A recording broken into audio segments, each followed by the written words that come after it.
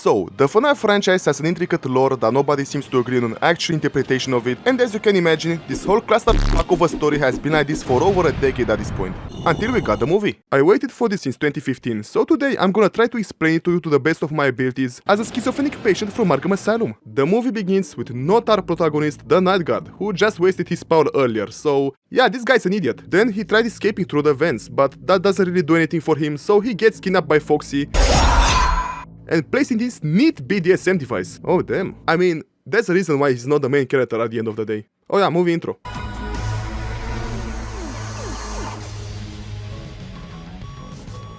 So now we see our actual protagonist, Mike, who just woke up from a coma. He turns off the speaker that plays My Little Dark Age on repeat and he puts away his normal piece so he can start his Sigma daily routine right before he goes to work, because unlike me, Mike is not a NEET. Then he remembers that he has a sister, so he goes to tell her that she should go to school, but of course she doesn't give a fuck, so she just attacks him.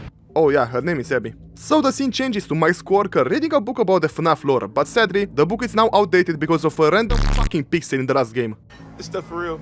And then he suddenly becomes Romanian, so he wants to keep the book now. Mike then counters with a "no, I don't think I will" line, and the scene changes to an average white woman making an order at Starbucks. Our friend Michael over here considers game ending himself, but then he notices an unattended child being dragged away by a non-suspicious adult. So Michelangelo runs after the child and he takes the non-suspicious adult into the fountain and beats the living shit out of him.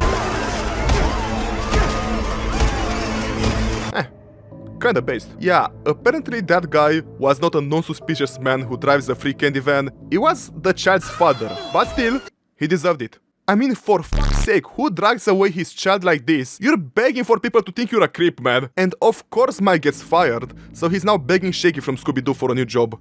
That's kinda sad. So because he's an unemployed wreck now, Shaggy offers him a job that it's impossible for Mike to fuck it up. He gets to play FNAF 1 with a shit salary, which if you ask me, it's a great alternative to not have a job at all. But of course Mike refuses because he's a picky bitch. Still, Shaggy is a giga child, so he gives him his contact information in case Mike decides to stop listening to shitty high-value man advices or whatever the fuck he's listening to. Later, Mike larps as Ryan Gosling for a bit and he arrives home only to find a notice of delinquency. He puts it away and he gets inside only to ignore this girl Max over here. Yeah, she's the babysitter that nobody gives a shit about. Then he goes in Abby's room to check up on her autistic drawings about the Yugoslav wars and he wants her to go get some dinner, but she's still pretty autistic, so he just gives up. So later that night, Mikhail Smitanovic takes some Fent and he puts My Little Dark Age on repeat so he can fall asleep in peace. Another day wasted. Mike goes on to have a flashback in his dream about a nice family moment they shared so many years ago. Look at them, man. It's such a nice moment. I'm sure nothing bad will happen. Oh shit. Yeah, so his younger brother got taken by EDP-445. By the way, keep this airplane toy in mind. It's not important, but I like it. And then, in a dramatic moment, Mike wakes up looking at a picture of his family, who, to be fair, they're all most probably fucking dead. And later we cut back to his sister Abby, who's ignoring everybody around her while driving like the autistic child that she is. I mean, she's kinda like me, to be fair. And in the meantime, we cut back to Mike, who's forced to sit next to his evil bitch aunt who wants to take his sister away from him. And to be fair, she kinda has a point. I mean, she even started crying recalling the fact that Mike just beat the living shit out of her father in front of his child. And that's why they give Mike some papers that he needs to sign, so they take custody away from him. Basically, bye-bye Abby. Thus, Mike now has to prove that he's barely competent enough to take care of a child, so he needs to make a hard decision that every political activist from Twitter fears. He needs to get a job. Later, he calls Shaggy, who wasn't gooning or anything under the desk, and yeah, Mike was now surprisingly okay with the idea of getting a night shift at FNAF at Freddy's. And of course, that made Shaggy very pleased. I mean, come on, this guy's not evil or anything. So this place was huge back in the day, until the second game when you get kissed on the forehead by this fucking abomination. I mean, come on man, Toy Chica was like right there. And now, the mysterious owner, who's not Shaggy by the way, doesn't want to demolish the building. So it's Mike's job to not let the homeless drug addicts, delinquent teenagers, and drug addicted teenagers get inside. He's kinda like Batman in a way. And as soon as Mike goes in, we can perfectly see how much of a shithole this whole place is. The whole building is dirty, broken down, and dated in every way. Basically, a Romanian hospital. So Mike goes on to play FNAF 1, but notices a mysterious tape with his name on it. He then plays it, and watches a shitty FNAF ARG that was most probably made by a bored 14-year-old or something like that. Let's introduce you to the stars of the show. What the fuck is this piece of shit? Oh, and after that, because he's a retard, he gets jump-scared by fucking Balloon Boy.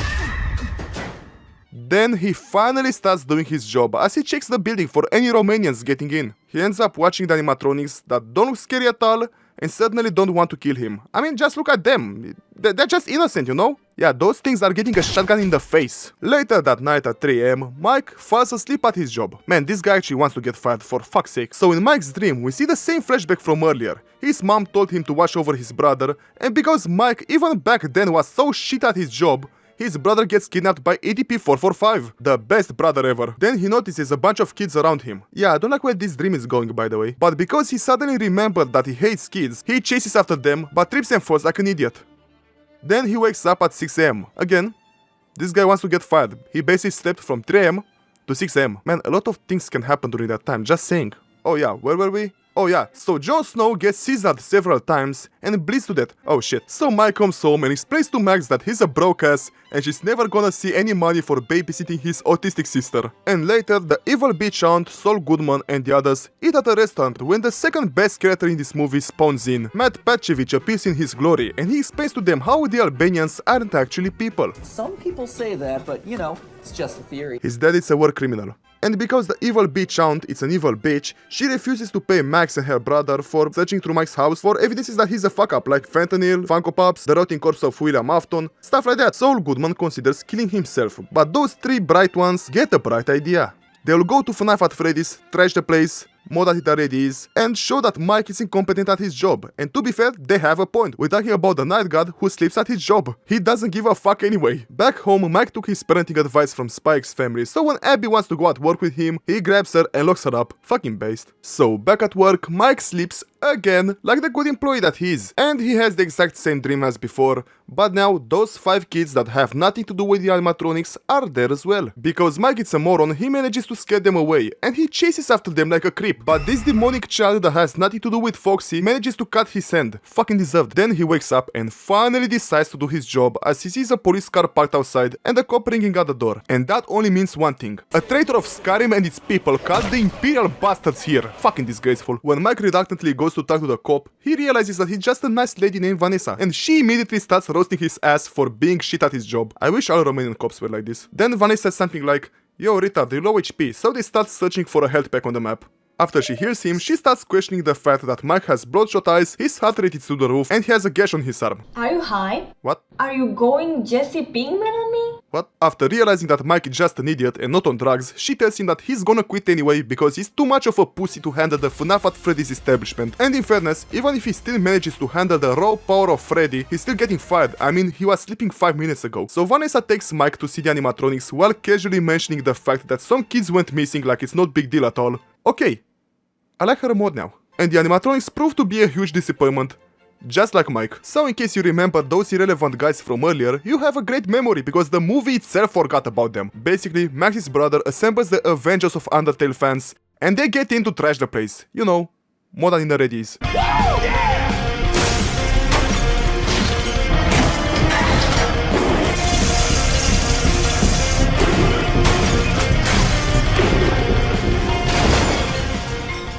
So this unnamed guy who's in the movie just to be killed gets jumpscared by a cupcake, this other guy gets a side eye from Chica and runs away like a bitch, only to get raped by Bonnie in the end. And now it's Max's brother turn to get fucked, as he's now forced to play FNAF 1 while the animatronics deploy the STC Cupcake 10 drone. Ha, take that, Ukrainians! Oh, where were we? Somehow he manages to escape and he immediately gets fucked by Foxy. A bit later, Max realizes that those guys are useless anyway, thus she goes in to check on them. And when she does, she doesn't find anyone except that child who wants her to follow. Because she suddenly got a lobotomy, she follows the child only to find Freddy standing there. And for reasons that made sense only to her, she looks in Freddy's mouth only to get a 50% discount.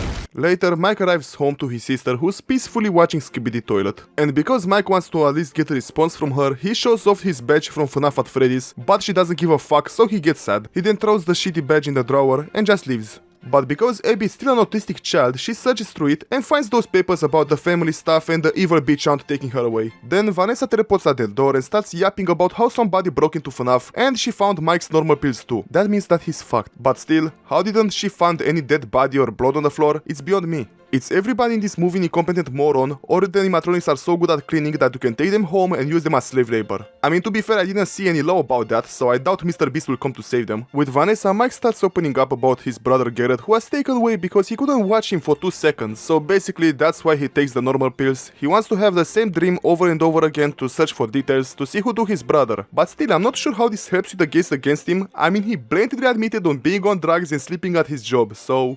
yeah, and Vanessa goes along with it for some reason. I mean, she's not even questioning him further. I mean, bro, what the fuck, I thought you're a cop, but instead of that, they just talk about their families and shit. Bro, the thing with the Undertale fans is still unresolved. She just tells him to stop sleeping at his job, basically, do his job. What the fuck, man? At night, Mike tries to call Max to sit with Abby, but she got a severe case of not leaving, thus she's unavailable. So Mike takes Abby with him at work so he can watch over her. Yeah, I bet Garrett would have appreciated that. Once inside, Mike team kills Abby and starts cleaning up the place while she respawns. For basically the first time in years when this place actually got cleaned up. And of course Mike sleeps at his job again. Yeah, the whole yapping session earlier didn't really get to him. At the same time, Abby wakes up and goes to see the animatronics like a dumb child that she is. While Mike has the same dream again, but this time he's speaking with this child that's one of the missing brats. He goes on to ask him about his brother and that he's gonna give them anything for an answer. This guy didn't watch Chainsaw Man. You never offer anything to a demon. Actual moron. So the child disappears, leaving only a drawing about a bunny that certainly doesn't resemble anything important. Still, he hears his sister screaming in the background, so he wakes up and goes to save her. After he arrives, he quickly realizes that he can't really do anything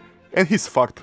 But of course, because the movie couldn't end here, the whole scene was just a fake out. We were led to believe that the animatronics were killing her, but no, Abby was screaming just because she's autistic. She goes on to introduce Mike to the animatronics like they are people and not murder machines that want to put him in the BDSM device we saw earlier in the movie. Understandably, Mike doesn't want to believe that these murder machines are haunted, so he tries to act like this is just a 2016 YouTube prank, but sadly, FuzzyTube doesn't come out of the background to say that this was just a social experiment and that you should like and subscribe. That's a huge missing opportunity in my opinion. If you did enjoy it, please give it a big thumbs up and don't forget to email it to your mom and grandma. And after a nice heartfelt moment shared with the animatronics in which Abby hugs Freddy and gives Bonnie a drawing of a heart, they leave. In the morning, Mike realizes that in one of Abby's autistic drawings, there is one that shows Garrett being taken away, so Mike goes into investigation mode. First, he asks if the children possessing the animatronics are actually dead. We're doing solid progress here, guys. Then he asks about the drawing of Garrett, and surprisingly, she knows about the whole thing. And yeah, she knows from the same little fucker that Mike talked to earlier. And that night at Freddy Fazbear, Vanessa looks at the drawing of the missing kids with a yellow rabbit that describes perfectly what happened to them.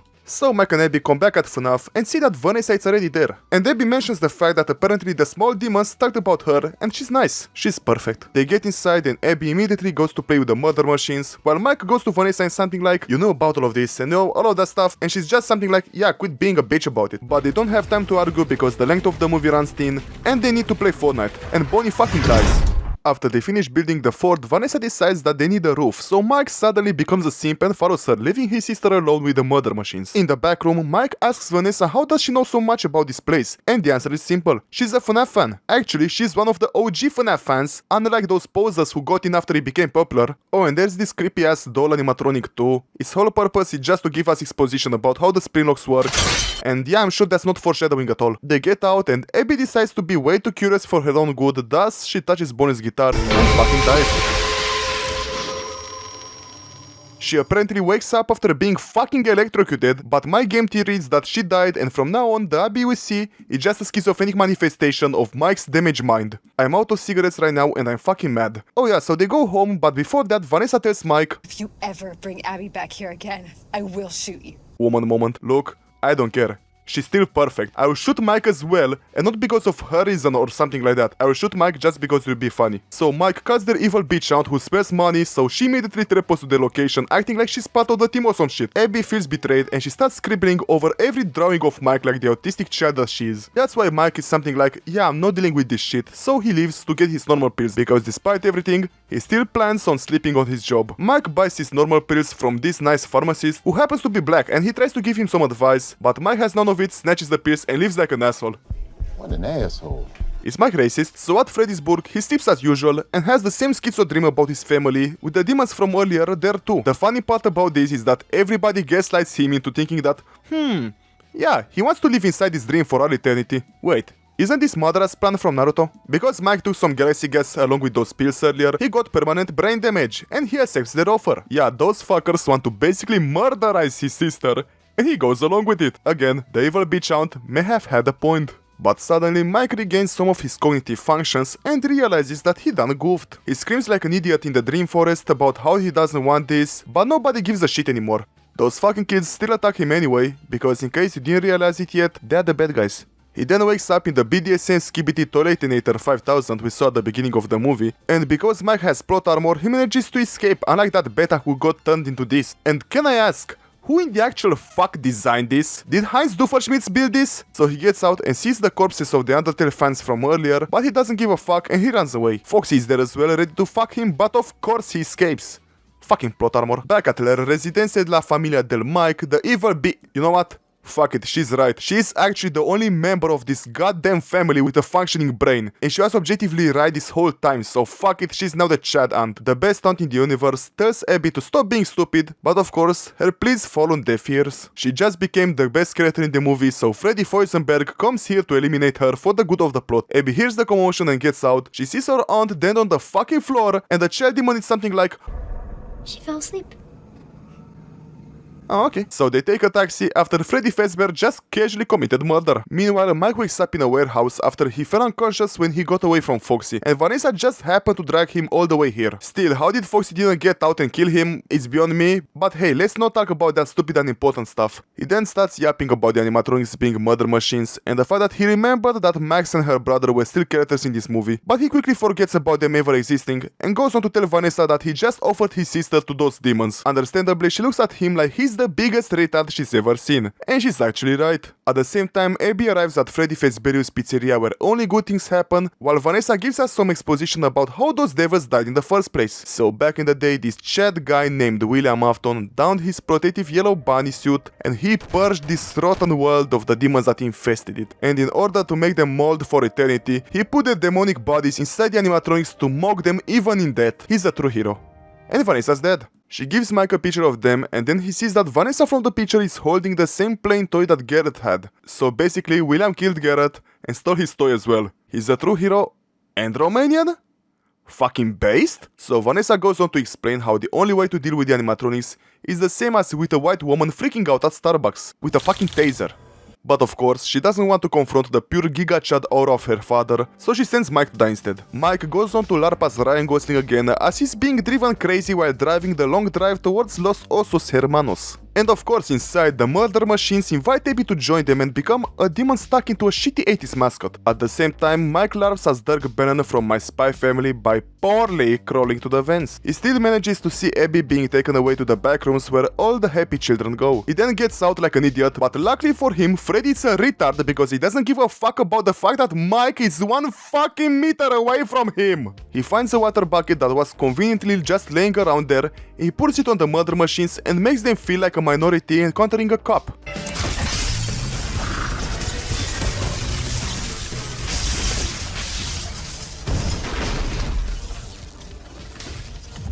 At the same time, Chica tries to shove Abby in that ugly-ass doll suit from earlier, but Mike arrives just in time to add one more injured minority to his upcoming lawsuit.